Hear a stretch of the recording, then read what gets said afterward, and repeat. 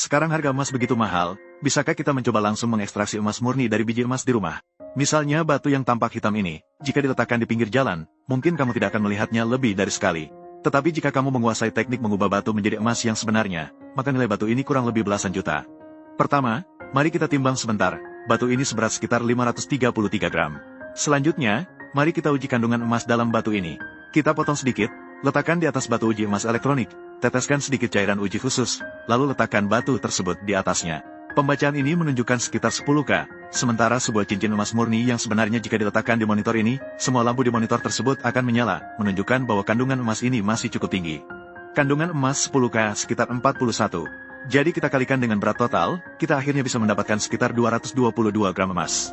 Namun, dalam proses penyulingan, pasti ada kehilangan, jadi berapa banyak yang bisa kita ekstrak? Mari kita coba lihat. Pertama-tama, langkah pertama kita perlu menyiapkan sebuah panci kering karena emas murni tidak takut terhadap api. Dalam konteks alkimia tradisional, metode pemanggangan selalu merupakan langkah yang paling sederhana dan juga paling dasar dalam pengolahan emas. Biji emas, seperti namanya, adalah batu yang terdiri dari emas dan beberapa mineral. Selama proses pembakaran, beberapa kotoran seperti sulfur dan arsenik dalam biji dapat berubah menjadi gas dan langsung menguap. Sementara itu, beberapa kotoran padat lainnya akan meleleh menjadi bentuk cair jika suhu cukup tinggi. Setelah biji cair meleleh pada suhu tinggi, segera masukkan ke dalam air dingin, beberapa zat yang berbeda akan saling mengendap. Setelah itu, Anda akan melihat bahwa batu ini sudah memiliki permukaan yang berkilau emas, tidak lagi tampak kusam. Namun, karena kita ingin memurnikan emas dengan tingkat kemurnian tinggi, kita dapat mengulangi langkah yang sama untuk kedua kalinya. Setelah meleleh kali ini, kita bisa menyiapkan sebuah ember yang lebih besar. Perlahan-lahan tuangkan cairan ini ke dalamnya agar mengeras menjadi potongan-potongan kecil, memudahkan kita untuk proses pengolahan selanjutnya. Setiap langkah pengolahan dibuat untuk mendapatkan emas yang lebih murni, tetapi beratnya pasti juga berkurang. Semua potongan biji kecil ini dikumpulkan dan diletakkan di dalam aliran air yang mengalir untuk dipanaskan. Mengasingkan beberapa kotoran yang mengapung di dalamnya, tetapi secara ketat, pada saat ini, semua padatan semuanya mengandung emas. Jadi bahkan kotoran hitam di atas kertas hijau di dalam corong ini semuanya juga mengandung emas. Ini juga tidak boleh terbuang, ambil dan bilas dengan air. Sebenarnya, selama seluruh proses alkimia, yang paling merepotkan adalah benda-benda berbentuk butiran yang terpisah ini. Mereka mengandung emas, tetapi tidak bisa dibuang. Pada saat ini, potongan biji besar yang berbentuk butiran sudah dicuci dengan sangat bersih, dan kemudian yang tersisa adalah bubuk hitam ini, ditambah beberapa pecahan padat. Jadi bagaimana cara memurnikan dan mengekstrak bagian ini? Sebenarnya, caranya sangat sederhana. Langsung saja masukkan seluruh lembar kertas hijau ini, kemas semuanya, dan kemudian masukkan kembali ke dalam wajan kering.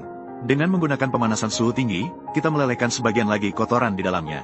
Selama pemanasan cukup lama, pada akhirnya, kamu akan mendapatkan sebuah solid seperti logam. Solid seperti logam ini memiliki kandungan emas yang sangat tinggi, sedangkan kotoran-kotoran tersebut tersisalah di dalam wajan kering, dan padatan yang hanya dikumpulkan dari serbuk ini memiliki berat lebih dari 10 gram. Pada titik ini, pemrosesan dengan metode pemanggangan telah selesai, menghilangkan sebagian kotoran mineral dari biji. Selanjutnya, kita akan melakukan langkah pemisahan dan pemurnian yang paling utama dan juga paling penting. Pada saat ini, mari kita ukur sisa materialnya, sekitar 515 gram. Untuk langkah pemisahan dan pemurnian, kita memerlukan beberapa bahan kimia. Yang pertama adalah menambahkan 3 bagian asam klorida ke dalam padatan. Kemudian, tambahkan 1 bagian asam nitrat, mencampurkan kedua asam ini memiliki nama resmi, dan itu disebut aqua regia. Formula aqua regia sangat sederhana, tetapi juga sangat berbahaya. Ini adalah peringatan yang ramah. Video ini hanya untuk tujuan demonstrasi ilmiah, jadi jangan ditiru. Aqua regia dikembangkan terutama untuk melarutkan beberapa logam yang sulit larut, seperti emas dan logam mulia lainnya. Di sini perlu dijelaskan bahwa melarutkan dan melelehkan sebenarnya adalah dua konsep yang berbeda. Melelehkan berarti mengubahnya menjadi keadaan cair, sementara melarutkan berarti mengubah logam-logam ini menjadi partikel. Ini adalah apa yang biasa kita sebut sebagai serbuk emas. Jadi, langkah pemecahan ini terutama menggunakan 2 zat asam kuat dalam aqua regia untuk memecah logam menjadi partikel logam. Kemudian kita akan memisahkan partikel logam ini, tetapi sepertinya seluruh proses pemisahan tidak semulus yang diperkirakan. Setelah terkorosi dengan aqua regia, tampaknya partikel besar ini tidak menjadi sekecil yang diharapkan. Jadi, kita perlu memanaskannya dan memisahkannya kembali. Proses pemisahan membutuhkan sedikit waktu, dan pemanasan dapat mempercepat reaksi bahan kimia. Setelah dipanaskan untuk beberapa waktu, dapat terlihat bahwa dasar gelas sudah berubah menjadi partikel yang sangat kecil. Setelah menuangkan cairan ini, bagian dasar botol sudah dipenuhi dengan lumpur emas ini. Kadar kemurnian lumpur emas ini sebenarnya sudah sangat tinggi. Namun, bagaimana dengan bagian serbuk emas yang terlarut dalam air ini? Saat ini, kita perlu langkah ketiga, yaitu reduksi. Proses reduksi ini memerlukan bahan kimia lain, yaitu natrium metabisulfit. Tambahkan natrium metabisulfit ke dalam air emas, dan setelah beberapa saat mengendap, semua serbuk emas ini akan mengendap di bagian dasar gelas. Setelah beberapa kali penyaringan untuk memisahkan padatan dan cairan, kita akan mendapatkan semakin banyak lumpur emas. Kumpulkan semua lumpur emas ini, dan langkah selanjutnya, kita akan mulai proses pemurnian.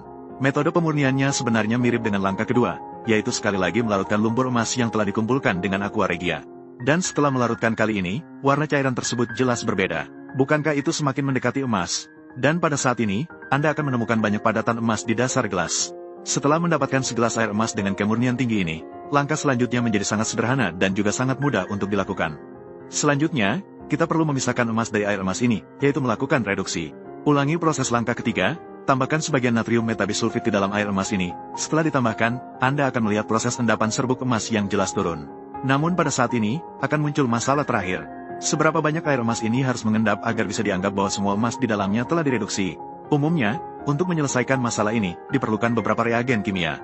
Dengan mencampurkan asam klorida dan timah murni dalam proporsi tertentu, kita mendapatkan larutan timah, 2-klorida, yang digunakan untuk membuat reagen penguji. Kita bisa memasukkan selembar kertas ke dalam air emas ini, lalu meneteskan larutan timah, 2-klorida ke atasnya. Anda akan melihat bahwa larutan timah, 2-klorida ini berubah warna menjadi lebih gelap, menandakan bahwa kandungan emas dalam air emas ini masih sangat tinggi. Maka kita akan terus menambahkan reagen reduksi ke dalam air emas ini, tetapi keseluruhan proses reduksi memerlukan waktu tertentu untuk bereaksi. Jadi setelah ini, setelah menambahkan cukup banyak reduktor, kita harus menunggu beberapa saat. Setelah beberapa jam, larutan ini perlahan-lahan menjadi jernih. Cairan di atas tampak sangat jernih, sementara padatan di bawah juga semakin banyak. Pada saat ini, kita bisa melakukan pengujian ulang. Meskipun airnya masih berwarna, tetapi saat menambahkan agen basah, agen tersebut tidak menunjukkan reaksi apapun. Ini menunjukkan bahwa kandungan emas di dalam air hampir tidak ada. Setelah mengeluarkan air dari gelas, tambahkan lagi natrium metabisulfit di dalam lumpur emas yang tersisa, kemudian panaskan di atas api. Dengan pemanasan yang terus-menerus, setelah semua cairan di dalam gelas menguap, akan tersisa serbuk emas kering, yang seharusnya adalah emas yang kita inginkan. Namun, jika dilihat dari bentuknya, tampaknya tidak ada hubungan dengan emas, bukan? Jangan khawatir. Masukkan semua serbuk emas ini ke dalam wajan kering dan panaskan kembali untuk melelehkannya. Setelah sepenuhnya meleleh, tuangkan semua cairan ini ke dalam cetakan. Setelah menunggu cetakan ini mendingin, kita akan melihat sesuatu yang sudah dikenal semua orang. Bukankah ini sangat bagus? Sepertinya metode pemurnian ini tidak ada kesalahan. Jadi, pada akhirnya, batu emas ini telah berubah menjadi emas yang berkilau. Jadi, seberapakah emas yang berhasil diekstraksi dari batuan seberat 533 gram ini? Mari kita timbang. Pada akhirnya, diperkirakan kita mendapatkan 213 gram emas murni, tetapi setelah diukur, kemurnian emas ini hanya 0. Kemurniannya 0,99. Meski kemurnian ini tidak setinggi 4 nins dari emas murni, namun bisa dikatakan ini adalah tingkat yang cukup baik. Lihat gambar ini, dan Anda akan mengerti. Emas murni 24K kira-kira memiliki kemurnian 4 nins, sedangkan 23K hanya memiliki 95,8%. Jadi, bongkahan emas seberat 0.